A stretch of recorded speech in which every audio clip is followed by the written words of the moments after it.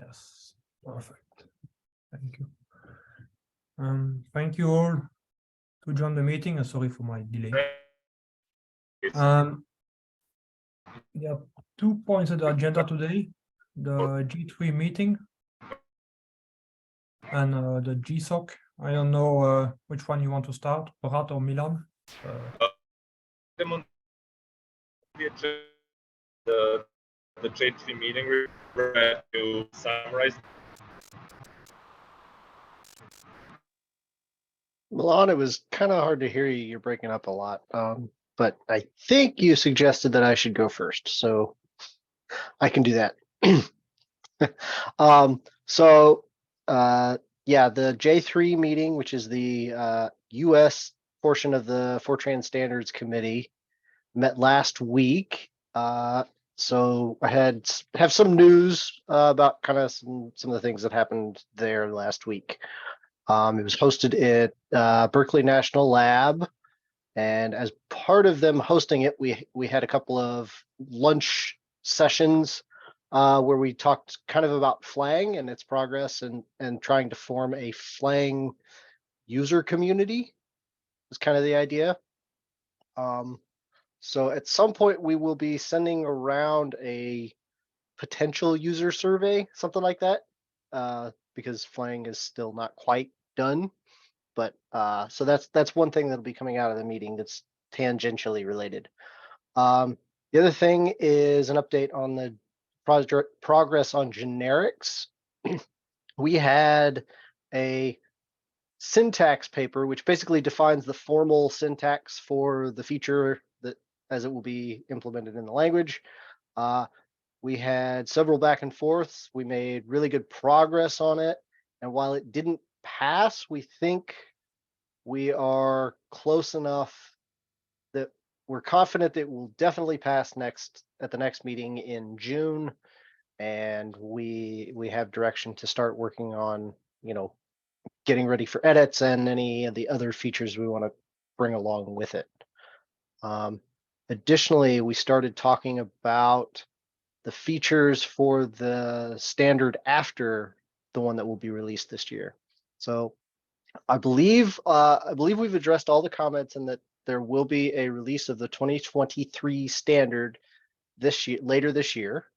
And so the committee is starting to talk about what do we want to get done for the next standard. I unfortunately had to leave a little bit early on Friday and missed a few of the discussions, but I can definitely point you at the papers that were discussed at the J3 website. You can go and look at the papers that were discussed on new features that the different subgroups are proposing to work on for the next standard. Yeah, I'll leave it there for that. Are there any questions? Yeah. So did anybody tried the prototype that we have in Fortran? I have, and I think maybe Tom has a little bit, but not many. Do you know why? I don't. Do you think they are not interested in playing with the prototype? Or I thought they'd be excited. I thought they would jump on it and play with that and provide feedback, but it seems I got absolutely zero response from them. I emailed you, of course. I emailed Tom. I emailed Damien. I emailed Gary, I think, whoever else was on this generic subgroup, and there's no response back. I think it's a combination of being busy, and we haven't really gotten a lot of interaction with those who aren't really involved in the subgroup. They're just kind of, it almost feels like they're deer in the headlights. So you are saying that only the people who are on the current subgroup, the generic subgroup, are interested, but the rest of them just don't have the time or capability to contribute? Yeah, that's my suspicion. Yeah, the generic subgroup, I think, yeah, they are reasonably. I think they were busy. I'm guessing so. But since you are on the subgroup as well, just let them kind of make them test it out, because I think it's important to test this. Ivan, I don't know if he's on the call. He's not. He tested this yesterday and wrote a couple of things, and I saw you responding there as well. and it's on the Fortran forum discourse. And he tested a couple of things, and in the LLVM backend, it worked out of the box in Fortran, and we fixed just today. We fixed one of the bugs, so you can use like swap, and you can have a reverse function, and they all work. And it's very nice. But my biggest feedback is I think we have to use it for some little bit bigger projects and in modules and see how it feels when you actually use it. It might force us to maybe change some of the instantiation a little bit, maybe. Okay.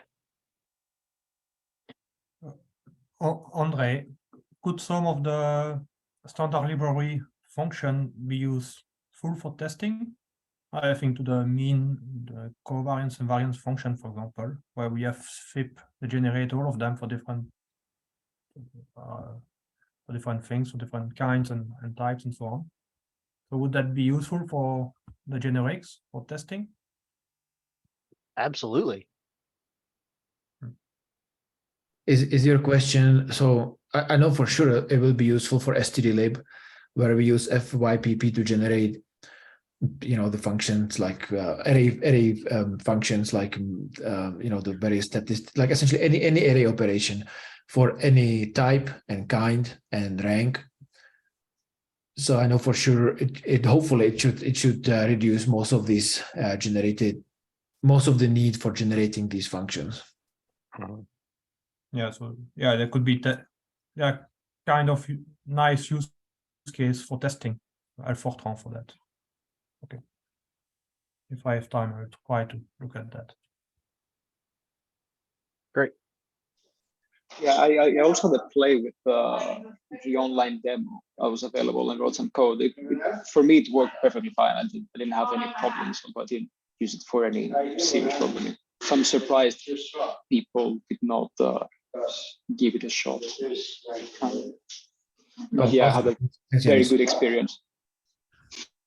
It will only be getting better. We are making very good progress thanks to the STF funding for FPM, and so I think as Fortran matures, it should be much more smooth. And I'm just hoping, it's kind of the feedback for the committees. I'm really hoping that they kind of embrace of playing with the feature first before we set it in stone. The details.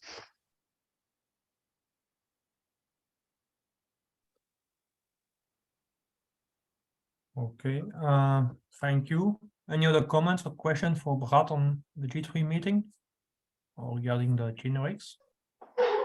I have one with regards to F-lang, and I think also Milan asked something in the chat, so I would read his question first, which says, would you say that F-lang is ready for the end user experimentation? So and mine was along that line as well. In my opinion, it should be, right? They're at a point where there is a lot of support for Fortran 90 and 95 features. A lot of them work. And I think there's probably a fair amount of code out there for which it will work. I've been getting a lot of resistance in making it easier for people to try it out.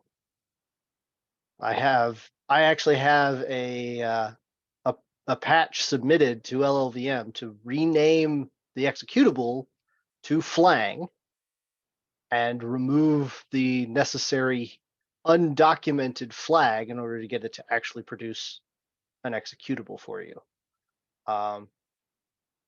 The opposition, to be fair to those who are opposed to it at this point, their worry is that they have a list of things that they're working on and they don't want to get distracted by new users trying to submit bug reports for things that either they already know or they already know isn't a priority.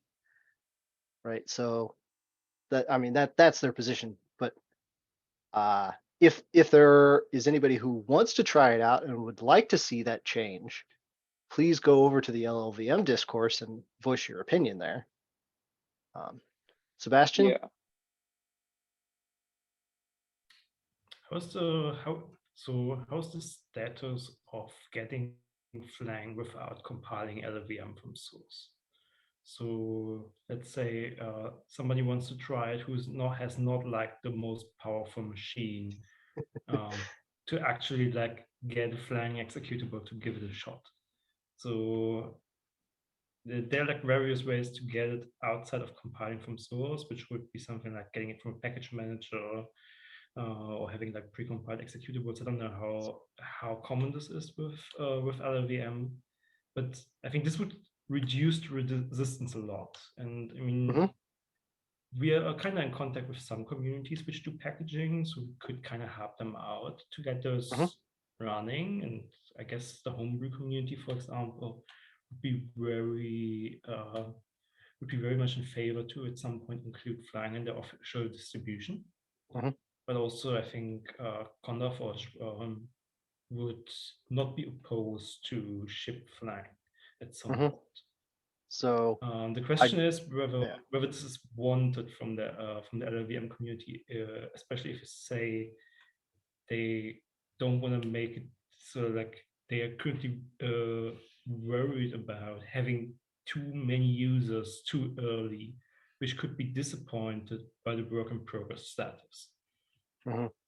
So I did get a comment from the FreeBSD package maintainers that they were thinking of going ahead and applying my patch and distributing Flang for their package manager.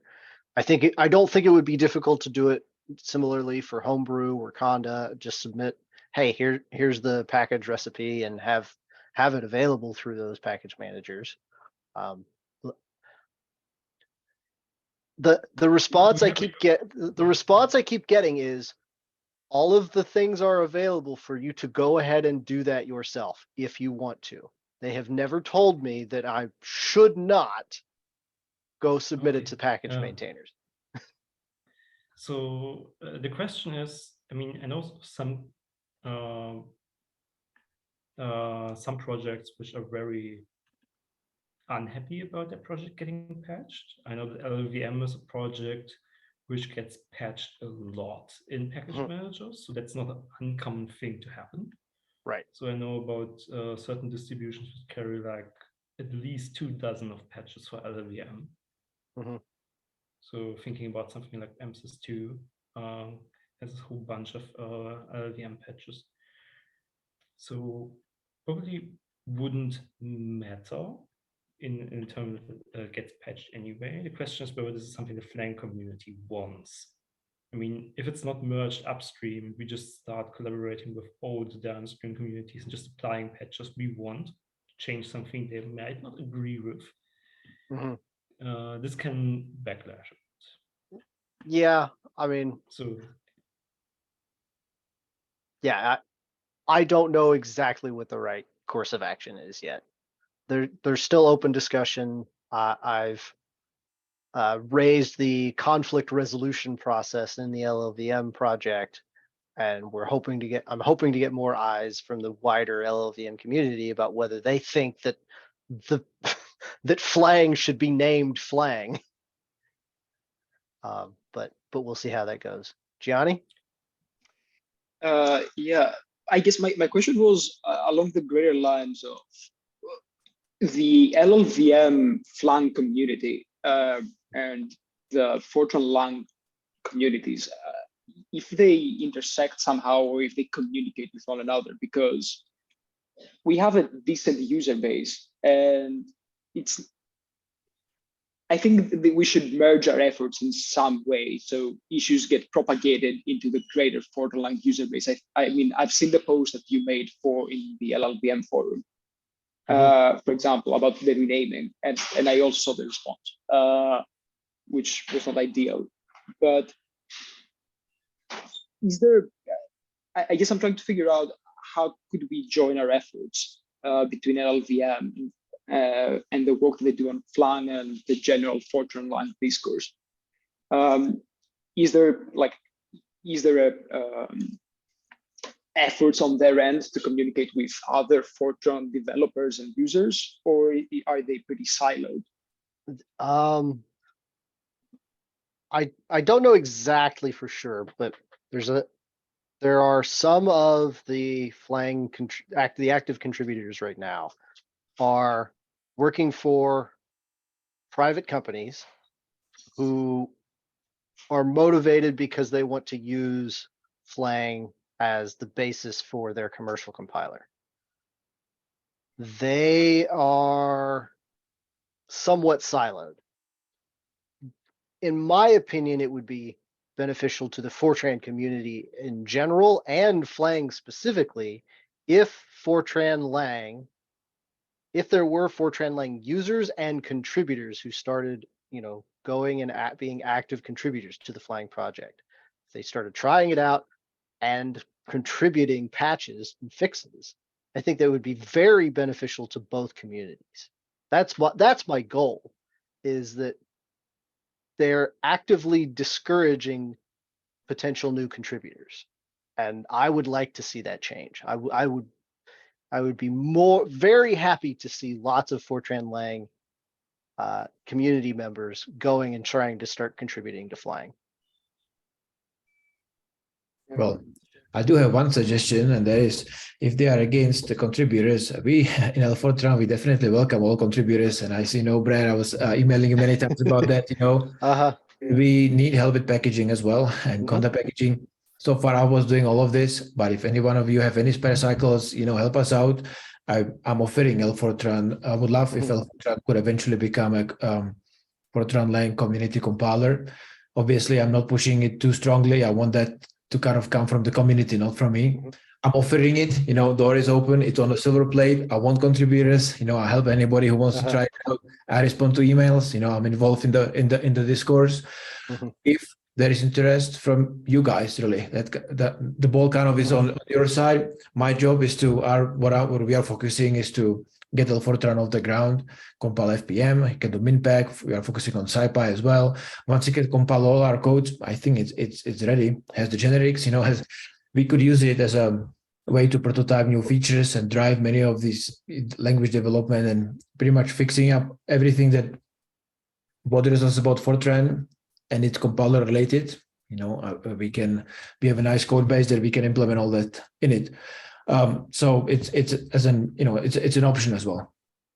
Yeah, I have to tread a fine line here because Berkeley Lab is paying me to work on Flang, but I am very much in favor of what Fortran is doing. I think they're doing a great job. They're very welcoming to the community, getting feedback and contributions, and seems like they're headed in the right direction and making good progress. So I definitely encourage going and contributing to Fortran if you're so inclined as well.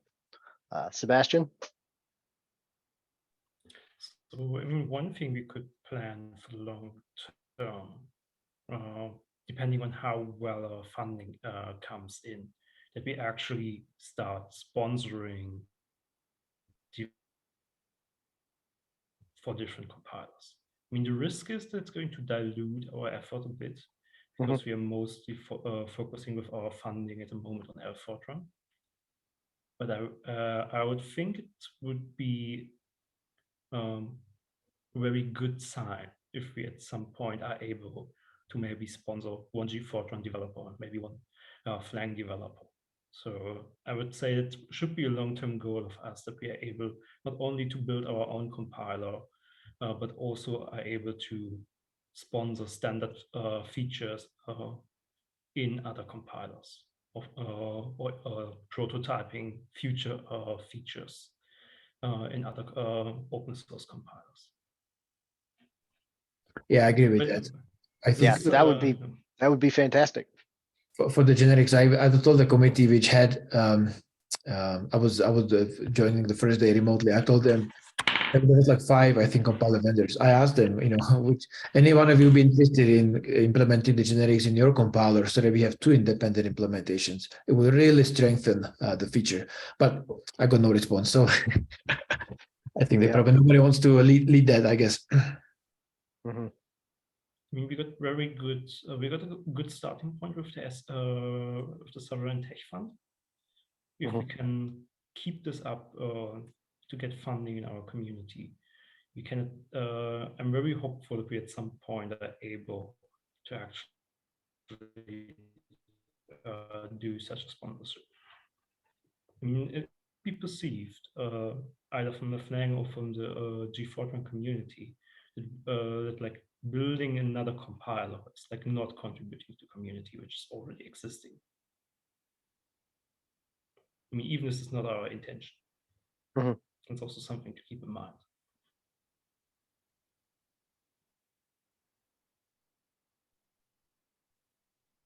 Okay, well, I am done unless there are a couple more questions, but so Milan, would you like to talk about GSoC?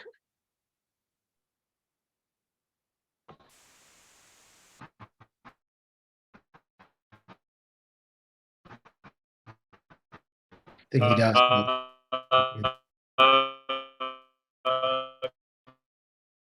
Yeah, I can't understand you.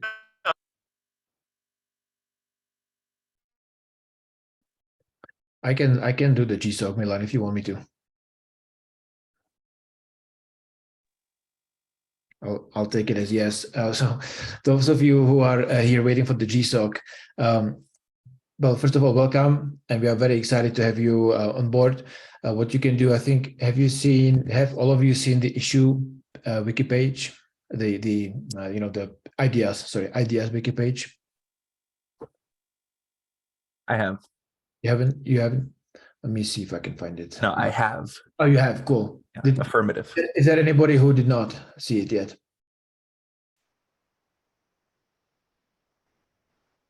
Yeah, I also go through that page. Cool. Yeah. So the page has ideas that you can apply to, but it's only things that we kind of, we get some ideas, so we put it there, but we definitely encourage you to come up with your own idea. So if it's not there and there's something you want to do, just discuss it on the Fortran discourse and let us know. We'll go from there. And I'll first kind of give you the overview, and then we'll go over around the room, and each of you can then say a few words about you and introduce yourself. So I should have said about me. My name is Ondřej Čertík. I'm one of the admins for the GSoC. Milan is another one, and there is a lot of mentors here. I think 5 at least. And so the process is find a project that you like, either from the idea page or your own, and then discuss it, and then create a proposal. And then if you don't have to share it with us, you can just apply. But if you share it with us, we can give you feedback and we can iterate on it to make it stronger. And then one of the requirements we have is a patch requirement. So you have to submit a patch that gets merged. Submit it ideally to the project that you want to work with. So let's say if it's FPM, then submit it to FPM. If it's stdlib, submit it to stdlib. If it's Fortran, submit it to Fortran. And then and then we apply, then we meet afterwards, we select the proposals, and we go from there. Why don't we go around the room, and each of you just say your name, and then what kind of interests you, what kind of projects you are thinking of applying to, and if you have any questions. So let's say Artif, Reina, why don't you start?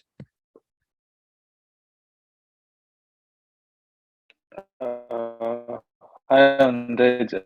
I'm actually contributed to GSoC last year, so I was here for the monthly meeting. So maybe I can pass it to other potential contributors. Awesome. Min, I don't know if you are thinking of applying or not, but why don't you introduce yourself as well? Hey, yeah, I'm like working on the STF project, so I'm working on the FPM part, so I'm not planning on contributing to the GSoC. You can help with mentoring. Thank you. Yeah. Rai Kumar, go ahead. Yeah, so hello everyone, I'm Rajkumar, and this is my first meet, and I'm really excited to contribute to this GSoC 2023. And I know some programming languages like C, C++, Fortran, then Java, then Python. And I also go through the project ideas, and also see the projects. So where I found this playground repository, and basically it is a online. In online, you can basically wrote the Fortran code, which I really like. So I have also made a merge a PR to that, and And currently, like I am really interested to work on the project high level HTTP client library. Awesome, thank you. Adam, go ahead. Hi, I'm Adam. I'm a physics PhD student, and Fortran is something like my 6th or 7th programming language, but it's become my favorite. And currently I'm thinking about participating in the GSoC as a contributor. I've been so I looked at the project ideas page, and out of the ideas listed on that page, probably the one I'd be most interested in is the sparse matrices kind of API and like you know type class development for standard lib. But there are some other, I guess, more niche project ideas that I think would align more with my current work. I posted one, I think, as a reply to one of the threads on the discourse. But yeah, I don't know if you want me to say more. Awesome. Well, that's awesome. I also have a PhD in physics, so I understand. I used Fortran a lot. It's a great Fortran is a great language for numerical computing, and so physics, computational physics. It's a bread and butter, I would say. Let's see. I'm just kind of going in my screen from top to bottom. So next one is Milan. He's the other admin, and then I have Kritika as next. Go ahead. Hello everyone. So I am Kritika. I am a third year engineering student. I am doing my majors in computer science engineering and my minors in data science engineering. So like for now, I am working as a data structures problem setter intern at Scalar Academy, where basically I design data structures problem that are used in competitive programming contest and like hiring exams. And so regarding open source, I would say that I'm a beginner, and like after going through all the project ideas, I feel like I would be able to make the most valuable contributions in support for C++. So that's all for now. Cool, thank you. Yeah, the C++ support would be awesome. The idea is to be able to mix and match Fortran C and C++ files in the same code base, or even use it for just pure C++ project. Use FPM for pure C++ projects. So it would definitely be a highly used feature once we do it. Awesome. Next one on my list is Umesh Shankar. Hey everyone, so this is Umesh Shankar. I work as a high-performance computing engineer at AMD, and I have experience with coding with C, C++, Fortran, Python. So I typically come from a performance analysis background, and while I'm not sure if I can participate as a student here at GSoC this year. I would definitely like to be a mentor or a co-mentor for any of the projects. So I also lead the SPAC development within AMD, and for anyone that's not aware of SPAC, it's a package manager for HPC applications. Typically, HPC applications would have a lot of dependencies, which is really difficult for you to compile and build when you're creating an HPC cluster. So SPAC essentially makes it really easy for you to install certain applications. And so that's something that I lead within AMD. So coming with my background, something that I was able to relate to the projects here is the version constraint resolution in the FPM package manager. So that's something where I can obviously provide my expertise on if someone is choosing that. But Ivan also reached out to me today to support, to have some support in the C++ projects as well. So I'm happy to help with any of the projects here. So yeah, that's about me. Awesome, thank you. Is when you say, are you talking about SPAC? SPACK? SPACK. Okay. Yeah. That's that's one of the, I guess, the two main projects for package management that are multi-platform are Conda and SPAC. And SPAC is a source. For those who don't know, it's a source package manager. So you build everything from source. And then Conda is a binary package manager, so it pre-installs pre-install binaries. So the main advantage of SPAC is you can configure your application typically with exactly the dependencies and every feature of every dependency that you like, and it gets compiled exactly the way you tell it, and it's pretty robust. And then the advantage of Conda is that it's very quick because everything's already pre-compiled, so it just downloads the binary and runs it. The downside of Conda is that if you want to modify how the dependency is built, you cannot. You have to build it yourself. So yeah, and so we I definitely want to have good support for Conda and SPAC in FPM.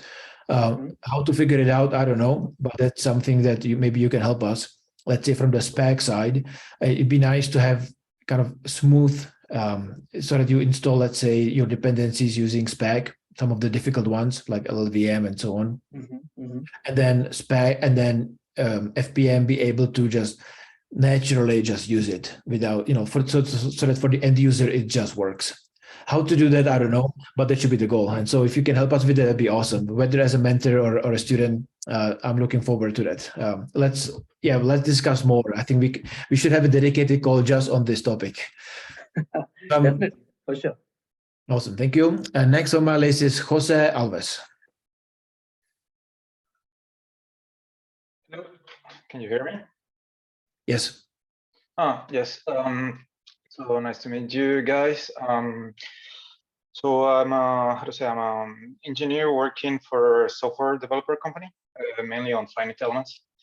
I've been using Fortran for 12 years, more or less. And so yeah, when I joined the community, I was very excited because I saw so many things that I was already working on for years and want to contribute as a mentor. So I started contributing with the readers, the ASCII readers, but my main fields of expertise are actually on HPC, sparse systems, linear, resolution of linear systems, and so on. I did my PhD in engineering and multiphysics. So yeah, I'm really looking forward to contribute as I can to the community. Are you looking for being a GSoC student or more just a mentor? Oh, yeah. Perfect. Awesome. We need mentors. Yeah. So yeah, I proposed myself as a mentor for the reader because I work on that, and then talking with the other main guy working on that, we thought that it's worth to make it stronger. And recently, I was looking through some of the old sparse matrix formats, like the matrix market and the Harwell-Boeing format and so on. They're all based on ASCII.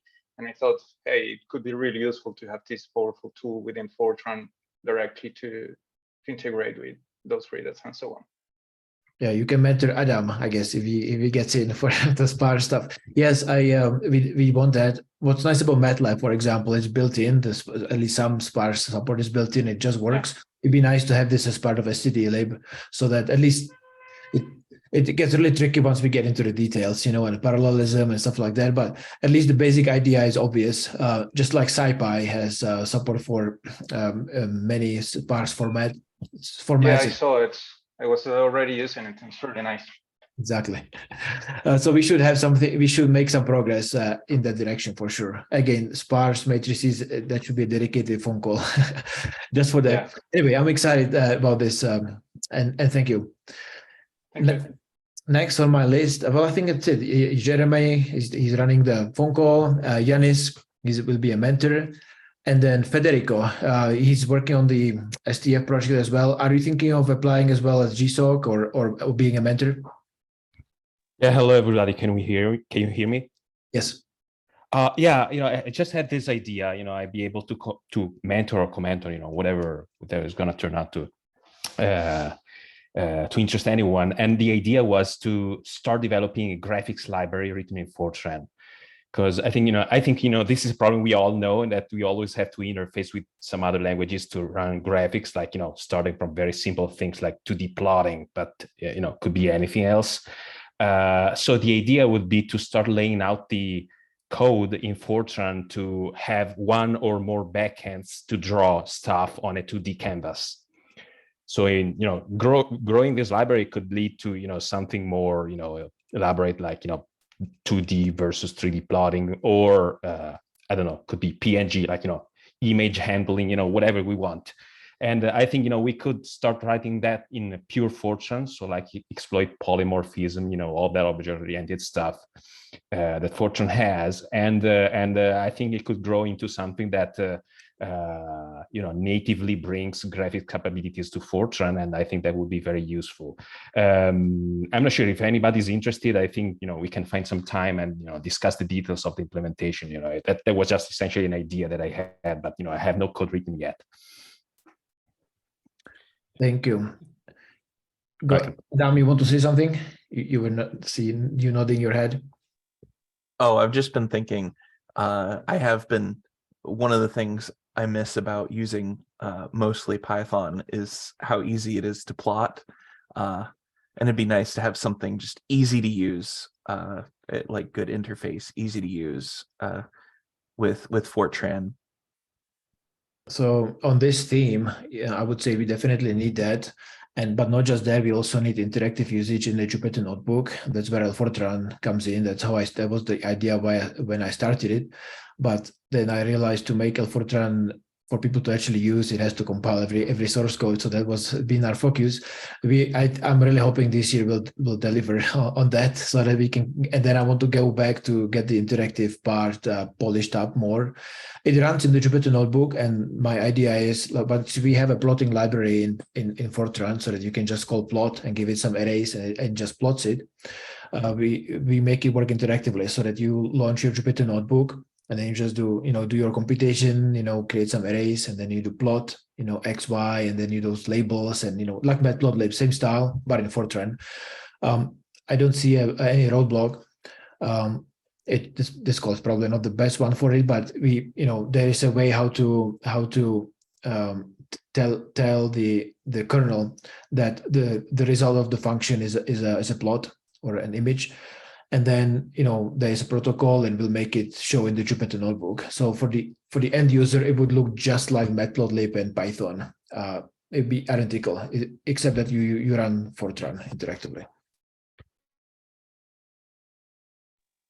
Yeah, that's awesome. Very I think cool. I'm not super expert in using Jupyter plus Fortran. I've just been trying some examples, but yeah, I think the idea there is like, to kind of try to give natively in Fortran, like, for example, you have FVM, you install, Fortran graphics library in FVM. So you got Windows now, and, you can do plots, or, you can write PNGs, you can do like, publication plots, natively from your code. I think that would be fantastic. And, I understand it's a large scope, right? So, like, where do we start from? Like, do we want to have like an OpenGL backend, or want to start from a bitmap backend? I think, we need to start doing sort of a review of what could be exploited, already in the open source world, and that we could leverage to start developing something productively. Because, like you're saying, like, there are lots of ideas, but not a lot of people working on them. And so it's very important to keep focused on where we can be the most impactful. No, I think you said it right. And so my own focus is just the compiler. I have all these ideas. I want them to see them happen, but that's on you. Yeah, all of you.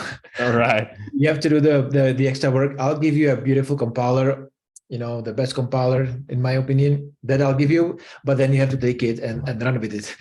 I think, but I think on the more serious note, I think we can pull this off as a community. And just to give you the idea with the plotting thing, of course, that's an infinite job. Matplotlib has been developed for, 20 years now almost, and it's not finished, right? It will never be finished. But to get something working, to do at least simple 2D plots, I think it's very simple to get started. The API, we have to figure out the API. But again, looking at MATLAB and Python, it's pretty much well developed. So we just kind of tastefully get something going. And then we can start with SVG, which I've played with many times. It's very easy. You just generate XML as a string, and that's it. And you have the image, you have the plot, and it's vector plot. And then you can use other tools to convert to other formats. So to get started, I think it's really simple. and then we just kind of go from there. Right, because I think this essentially all compilers now have this you can use this object-oriented stuff. So if we are able to do that right, which means like to write an abstract class, and so to have in other words to have the same API for all backends.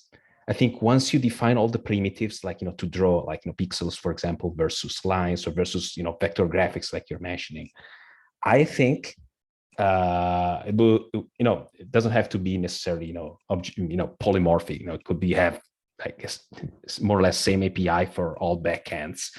But I think if we are capable to define the API well, like you're saying, like copying from Matplotlib, for example, or other libraries that are out there, I think would be fantastic. One of the few missing bricks in the big Fortran wall. Yeah, I agree.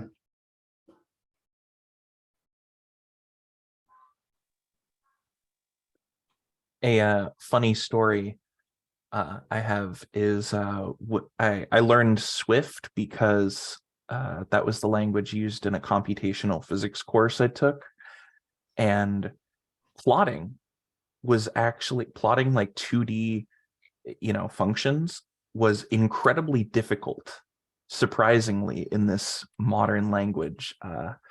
There was very little documentation at the time because Swift was still new. We needed something like 300 or 400 lines of like boilerplate code just to plot a function, f of x.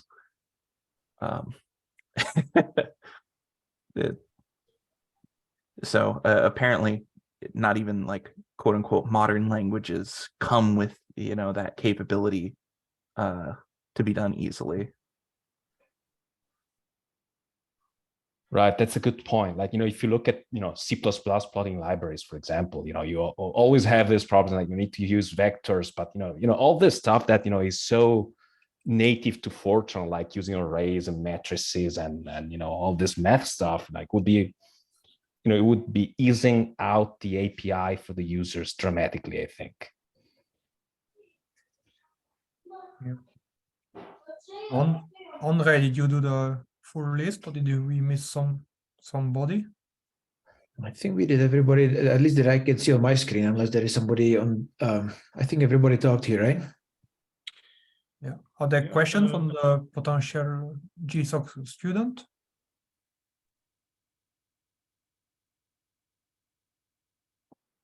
Otherwise. No, just happy to see your contributions and patches. Feel free to post things in GitHub on the Discourse, preferably, and ask our opinions. And yeah, we'll see your applications and at the beginning of April, I think 4th of April is the deadline. There is one more project idea. I wasn't ready to kind of announce it here or even mention it, but I figured this is GSoC, so you might get interested. So I took the GPT-2 model. GPT-2 is this chat, no, what is it called? It's this large language model, and it's open source, so you can download the weights. And it's about the full model is about 6 gigabytes, but they have also smaller ones.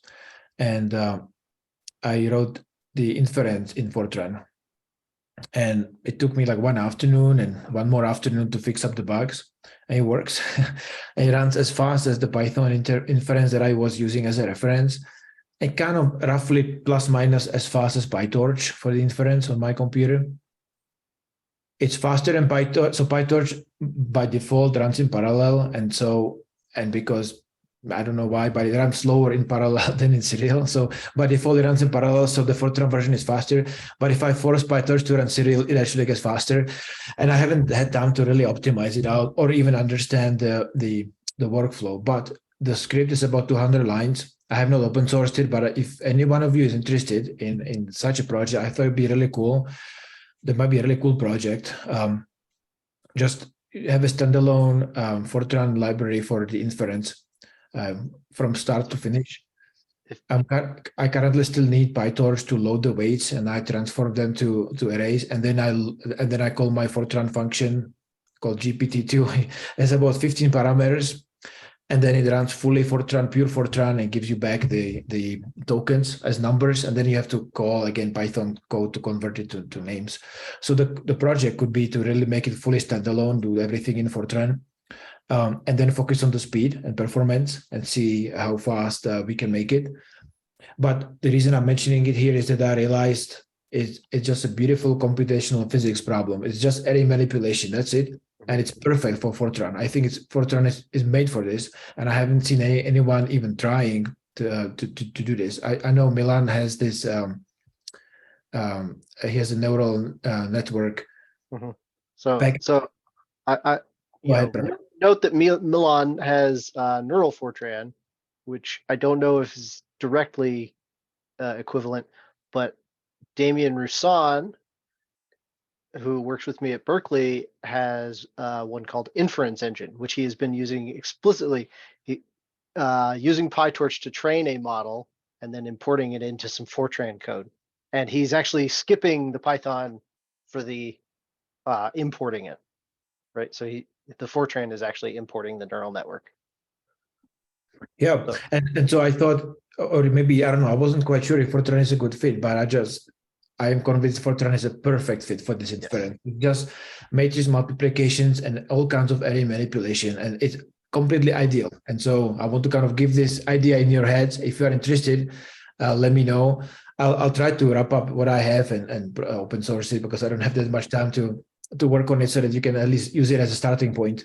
But I think this area, I think we should do something in Fortran. I think it, at the very least, is a beautiful benchmark for compilers to see how to optimize this.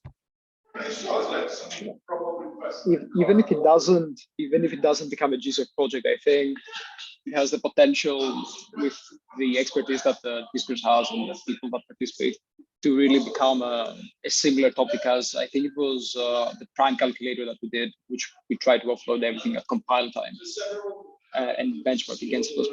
So it might be fun, even if it doesn't turn into GSoC, to just let the people of Fortran-lang play with it. Yeah, I'll try to wrap it up, and I'll announce at the Fortran forum soon, so that you can play with it right on time for GSoC or not. Cool. Anything else to discuss? Maybe a question on this, Andre. How easy do you think it is actually to offload this to a GPU? If you scale this model up, it only becomes efficient if you can actually do the inference on a GPU device rather than running it on the multi-threaded CPU.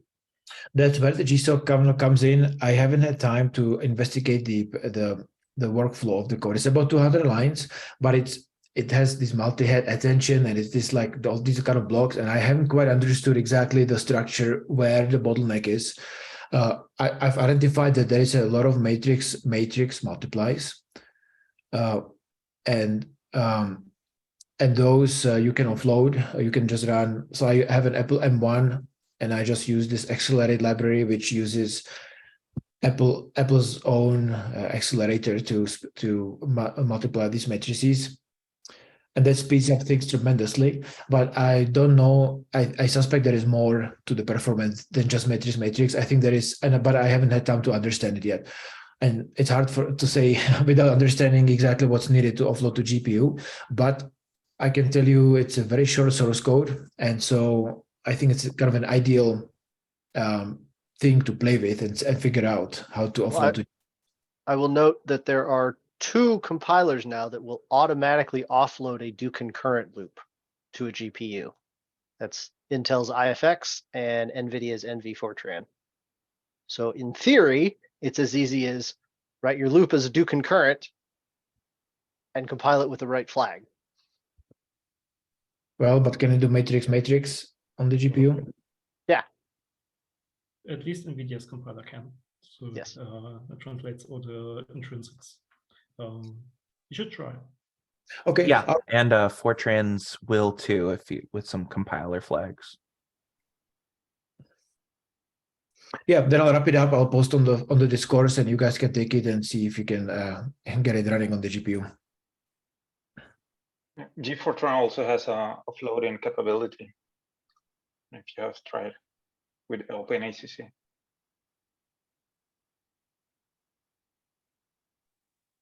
Yeah, you can use OpenMP and OpenACC for several compilers if you want to add in the directives.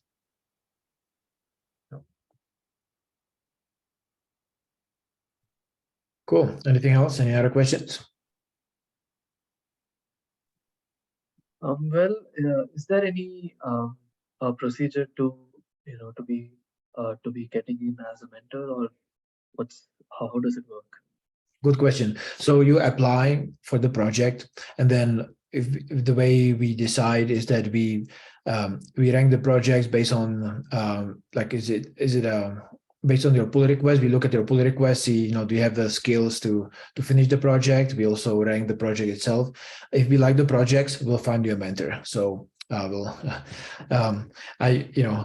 question is, how does he become a mentor? Oh, I'm sorry. How do you become a mentor? That's the question. Oh, Yep, so now put your name in the wiki. There is a section available mentors. Just put your name, and then it'd be helpful. Get in touch with me and Milan. Send us an email or email probably the easiest, and so that we can get to know each other more. And then tell us your interests, what projects you want to mentor, or like what kind of areas, and then we'll involve you when we do the proposal. Selection and so on. So we'll do it with all the mentors, and it would help if I don't know if you contributed to any of our projects before, but it will also help if you can like send us a pull request or kind of contribute to some of our Fortran-lang projects so that we get to know you through your work as well. Sounds good. Perfect. So the first step would be for me to add myself in the mentors list. Second would be to send you and Milan a mail. And third would be to contribute to the community. Perfect. Sounds good. Thanks.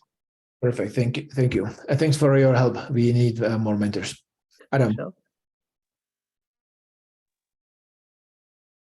Yeah. So for potential contributors, I suppose, would you like the discussion to happen on the Fortran discourse first, and then like a patch done after, or vice versa, or?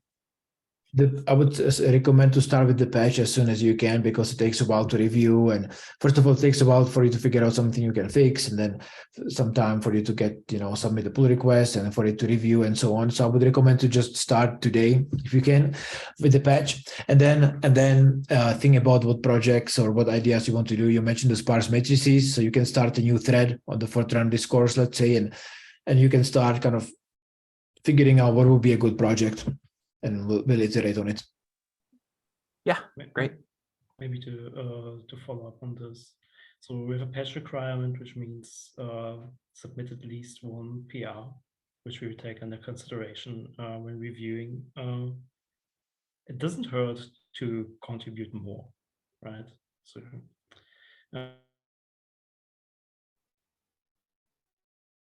it helps to like just maybe pick if you're interested in a couple of projects, try to contribute to each of them, so you get to know who's currently working on the project. So you and don't think about it as like a one-way thing. It's not like a requirement we set for you. It's an opportunity to actually get the people, get to know the people you're going to work with doing a summer of code, and really use this opportunity to like, if you have a chance, try to explore a couple of different projects we have around. If you do your first PR, it can always be a bit hard, but don't let it discourage you. It helps a lot if you like take it as a chance to like get to know the project before you really jump into it. Good way of thinking about it. Thanks. Yes, and if you've never contributed to open source before, it's a great opportunity to get started. And even if that's your only, even if it doesn't work out, or maybe you decide, that's not for me, anything, just having this experience of contributing a couple pull requests and learning how the process works, and seeing the feedback you get on your pull requests, and then getting your code merged, getting your contribution merged. It's a great feeling, and it's a great experience to have, no matter whether you will apply or get into GSoC or not. So I can fully recommend to just start today and do the work. Great, thanks. Any other questions?